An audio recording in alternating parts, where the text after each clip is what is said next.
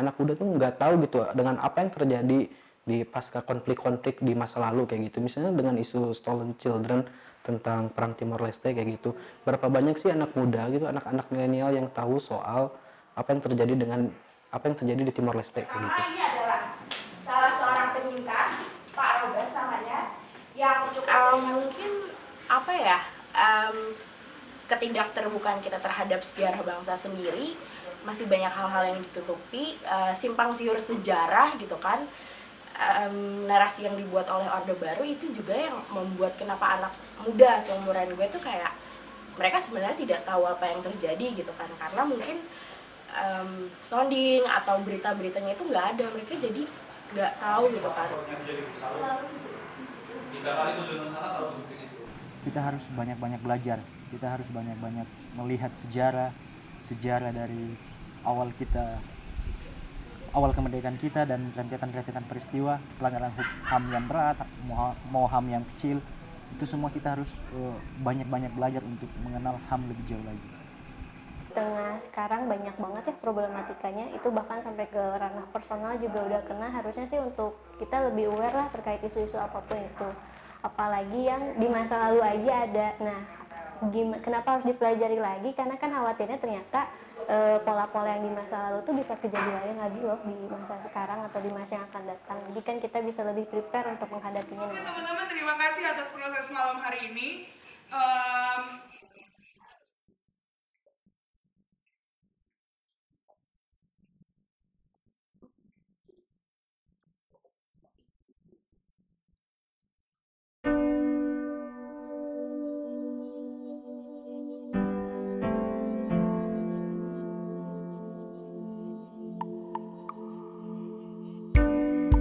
Terima kasih teman-teman sudah datang di sini.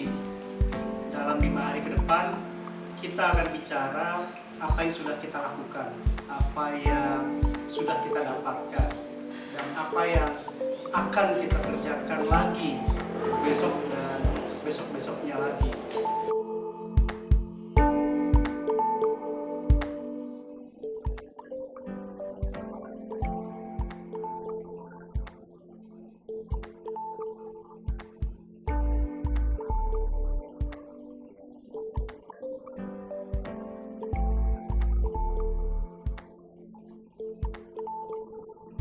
Anak muda seharusnya menjadi penggawang utama dalam kasus-kasus pelurusan kasus-kasus pelanggaran HAM.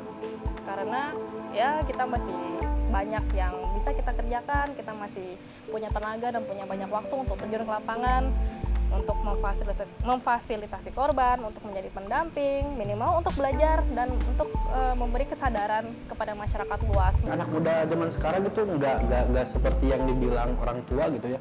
Anak muda kita itu istilahnya apatis kayak gitu. Itu kan selalu yang diucapin sama orang tua gitu ya, generasi tua kayak gitu. Padahal kan menurut aku sendiri anak-anak muda di Indonesia sekarang dia lebih kritis, dia lebih kritis dengan caranya sendiri. Menurut saya anak muda harus, karena dia memiliki misalnya privilege, kekuatan yang atau semangat yang membara, karena dia masih muda atau memiliki akses yang lebih besar dibandingkan misalnya penyintas atau stolen children yang sendiri-sendiri dan mereka sudah tua. Cuman permasalahannya itu adalah mereka meskipun udah dapat akses informasi yang bergelimpangan, cuman narasi-narasi mengenai misalnya pelanggaran HAM itu nggak tersedia gitu.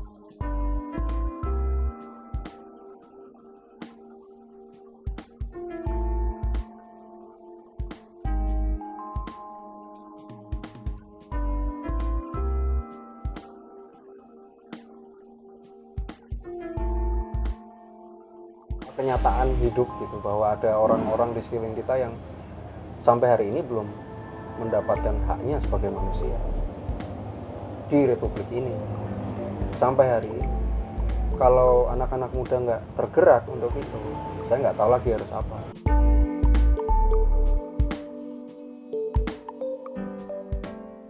Kalau kita lihat sekarang beberapa cerita dari misalnya penyintas, beberapa cerita pelanggaran HAM itu hanya dikonsumsi atau hanya didapatkan itu melalui perspektif dari siapa yang menang atau history made by victors. ada banyak cerita kekerasan yang dialami korban, penyiksaan, dan itu buat saya nggak terbayang gitu bahwa manusia bisa melakukan kekejian semacam itu pada manusia yang lain. Proses dehumanisasi manusia oleh manusia yang lain itu buat saya awalnya agak nggak percaya. Menurutku itu adalah sesuatu yang tidak seharusnya terjadi.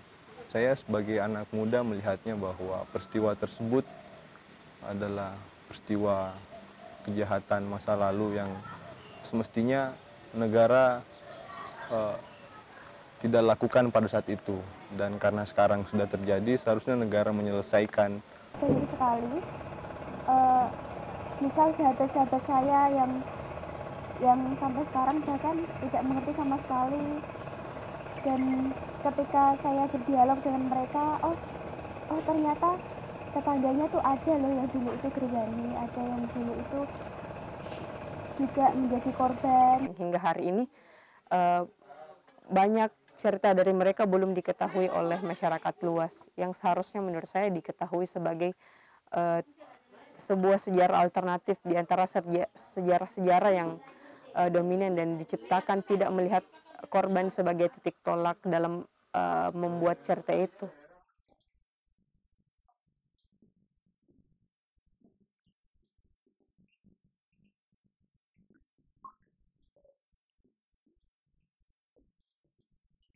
Makanya cerita-cerita para penyintas itu bisa didokumentasikan supaya istilahnya anak muda itu nggak lupa dengan sejarah gitu, dengan sejarah bangsanya sendiri.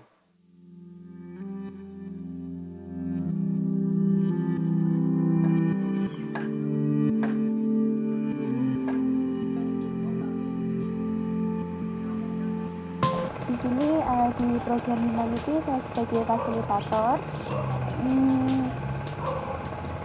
mengerjakan berbagai hal seperti mendampingi korban, melakukan beberapa metode dalam pendekatan PAR. Kami mendokumentasikan cerita-cerita dari para teman-teman kami, kemudian kami melakukan wawancara, perkunjungan ke rumah, terus kami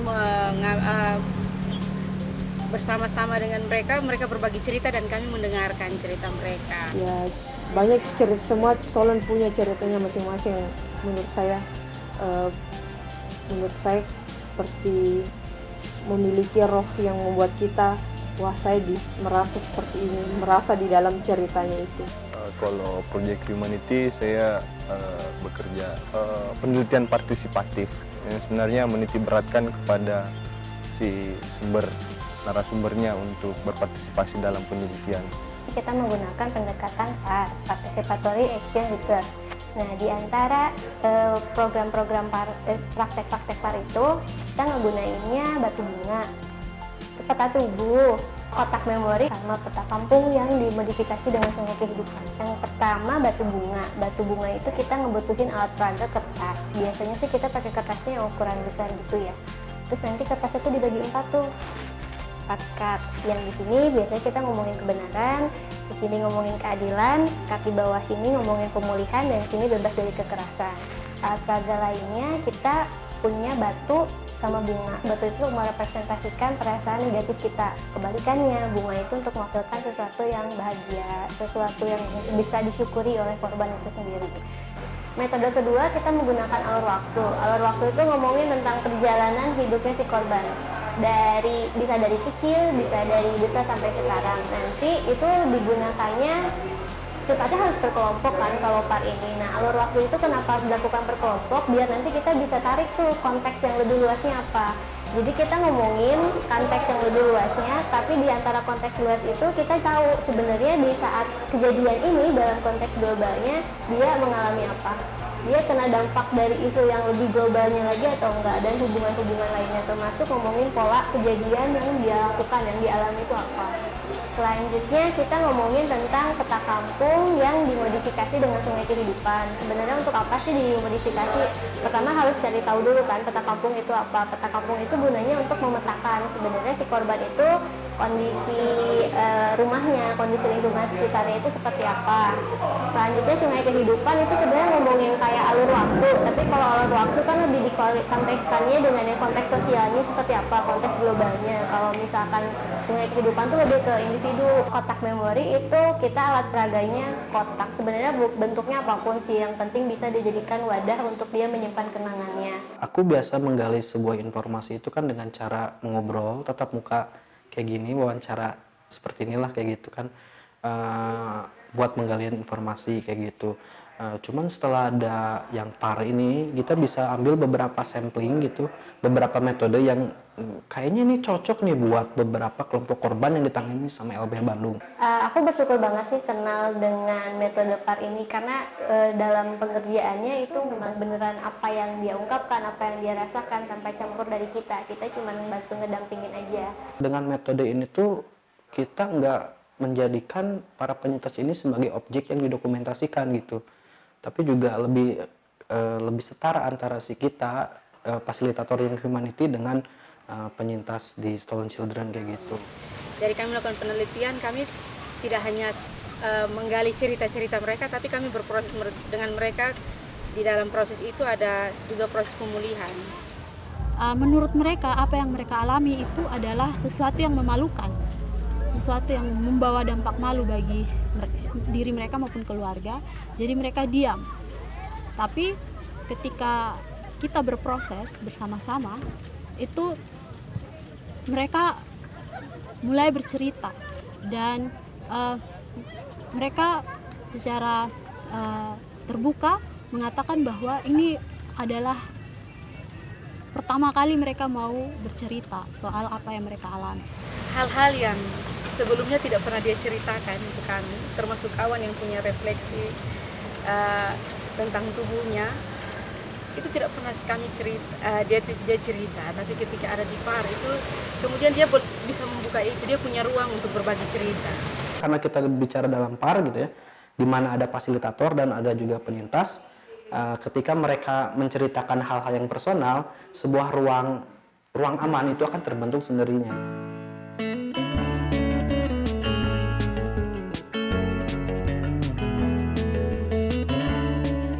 Target utama karya adalah anak muda. Seperti yang kemarin kita udah obrolin, bahwa kita ingin menciptakan komunikasi antar generasi, di mana para penyintas dan korban yang selalu mereka cita-cita mereka, kita pengen anak muda hari ini tahu seperti apa sih.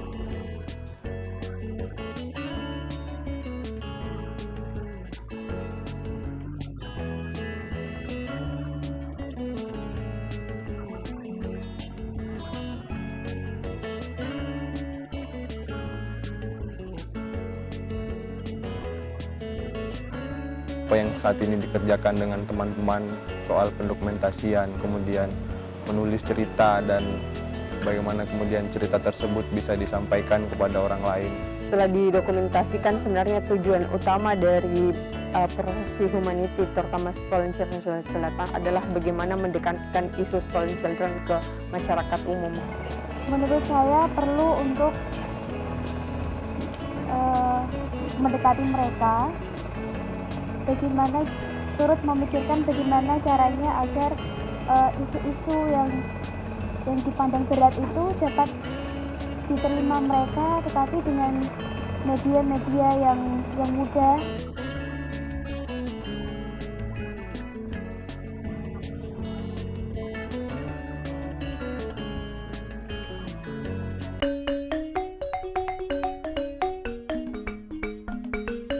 Kalau dari gue pribadi gitu kan, kalau lo mau merubah keadaan bangsa lo harus tahu bangsa lo itu seperti apa dan bagaimana. Karena dari kepingan masa lalu itu, kita bisa menemukan satu akar masalah yang harus kita selesaikan bersama-sama.